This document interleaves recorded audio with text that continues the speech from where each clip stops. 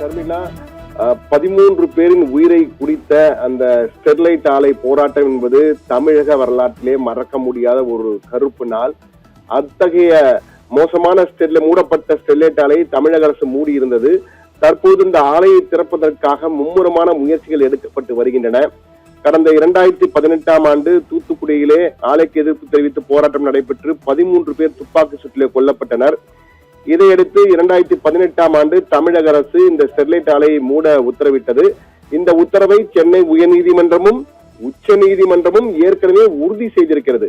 ஆனால் இந்த சூழ்நிலையில் தான் ஸ்டெர்லைட் ஆலையை மீண்டும் திறப்பதற்காக தொடர் முயற்சி எடுக்கப்பட்டு வருகின்றன. ஆனால் கடந்த ஜனவரியிலே ஒரு தீவிரமான முயற்சி எடுக்கப்பட்டது. என்ன முயற்சி என்றால், ஸ்டெர்லைட் ஆலையில் பசுமை ஸ்டெர்லைட் தாமிர உற்பத்தி நடைபெறுகிறது. எனவே பசுமை தாமிர உற்பத்தி, கிரீன் காப்பர் பிளான்ட் என்ற வகையிலே நாங்கள் பசுமை சுற்றுச்சூழலுக்கு எந்த மாசும் ஏற்படுத்தாத வகையிலே ஒரு ஆலையை நாங்கள் கொண்டு வருகிறோம்.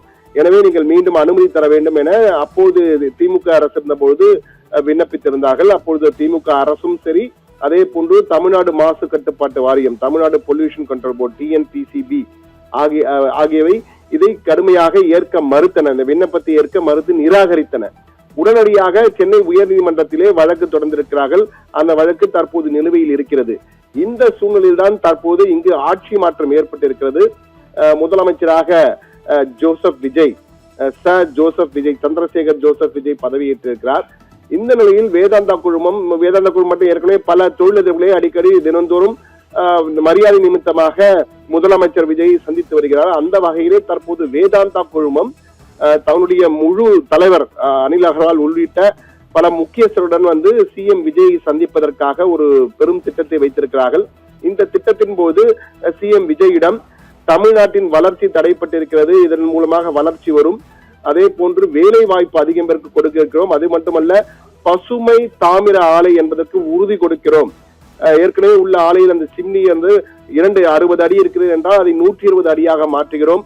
அதே போன்று கந்தக தூள்கள், சல்பர் தூள்கள் எல்லாம் வெளியே செல்லாதவாறு அதை ரீசைக்கிள் செய்வதற்கான சிறப்பு திட்டங்களை வைத்திருக்கிறோம். எனவே எந்த ஒரு வகையிலும் சுற்றுச்சூழலுக்கு எல்லளவு கூட பாதிப்பு வராத வகையிலே பசுமை தாமிர ஆலை என்ற பெயரிலே நாங்கள் அந்த ஆலையை மாற்றி அமைக்கிறோம். அதற்கு நீங்கள் ஒப்புதல் தர வேண்டும்.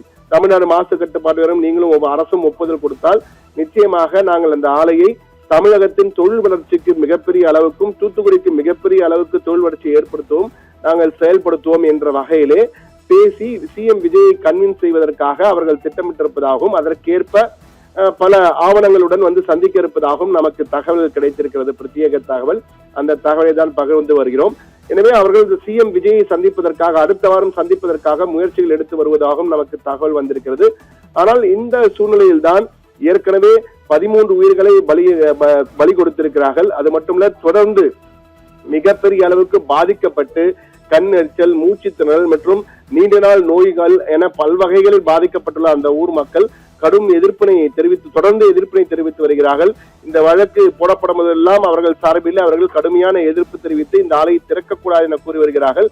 ஆனால் பசுமை காப்பர் ஆலை, கிரீன் காப்பர் பிளான்ட், பசுமை தாமிர ஆலை என்ற பெயரிலே நாங்கள் சுற்றுச்சூழலுக்கு மாசு ஏற்படாத வகையில் ஆலையை கொண்டு வருகிறோம் என்ற வகையில் கூறுவதை நீதிமன்றம் தற்போது அது ஏன் பரிசீலிக்க கூடாது என மத்திய மாநில அரசுகளுக்கு உத்தரவிட்டிருக்கிறது பதிலளிக்கும்படி. எனவே நீதிமன்றத்தில் வழக்கு நிலுவையில் இருக்கிறது.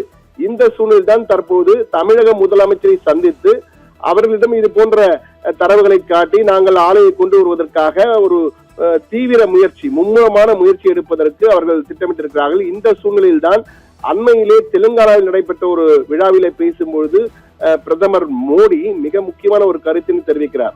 அவர் தூத்துக்குடி ஸ்டெர்லைட் ஆலை என தெரிவிக்காமல் பொதுவாக பேசும்பொழுது தாமிர உற்பத்தியிலே இந்தியா பெரும் பின்னடைவில் இருக்கிறது, நாம் நிறைய இறக்குமதி செய்கிறோம், தாமிரத்தை இறக்குமதி செய்வதால் ஏகப்பட்ட அந்நிய செலாவணியை நாம் இழக்க வேண்டியிருக்கிறது, இதனால் பல பாதிப்புகள் ஏற்படுகின்றன, பொருளாதார ரீதியாக பல பாதிப்புகள் ஏற்படுகின்றன. எனவே இங்கு போராட்டம், ஆர்ப்பாட்டம், வேலை நிறுத்தம் என்ற பெயரிலே ஆலைகளை மூடிவிடுகிறார்கள்.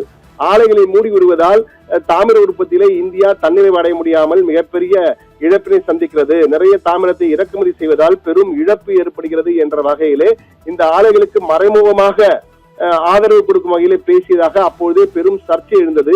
இந்த சூழ்நிலையில் தான் தற்போது தமிழகத்தில் ஆட்சி மாற்றம் ஏற்பட்டிருக்கிறது. தற்போது வேதாந்தா குழுமமும் தமிழக முதலமைச்சர் விஜயை சந்திப்பதற்காக தீவிர முயற்சி எடுத்து வருகிறார். அடுத்த வாரம் சந்திப்பதற்கு நேரம் கேட்டிருப்பதாகவும் தகவல்கள் வருகின்றன. ஆனால் இதுவரை அதிகாரப்பூர்வமாக அந்த சந்திப்புக்கு ஒப்புதல் இதுவரை வழங்கப்படவில்லை என்ற தகவல்கள் தெரிவிக்கிற தலைமைச் செயலக தகவல்கள். இந்த சூழ்நிலையில்தான் தற்போது இந்த ஆலையை மும்முரமாக கிரீன் காப்பர் பிளான்ட் என்ற பெயரிலே மீண்டும் ஸ்டெர்லைட் ஆலையை, தூத்துக்குடியில் உள்ள ஸ்டெர்லைட் ஆலையை திறந்துவிட வேண்டும் என்ற வகையிலே தீவிர முயற்சியிலே வேதாந்தா நிறுவனம் ஈடுபட்டிருப்பதாக நமக்கு தகவல் கிடைக்கிறது.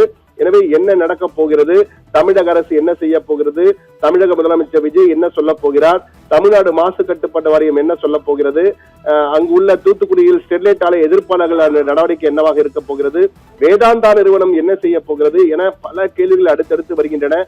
எனவே அடுத்த சில வாரங்கள் மிக மிக பரபரப்பாக செல்லக்கூடிய வகையிலே இந்த ஸ்டெர்லைட் ஆலை விவகாரம் விஸ்வரூபம் எடுக்கும் என்று எதிர்பார்க்கலாம். ஷர்மிளா.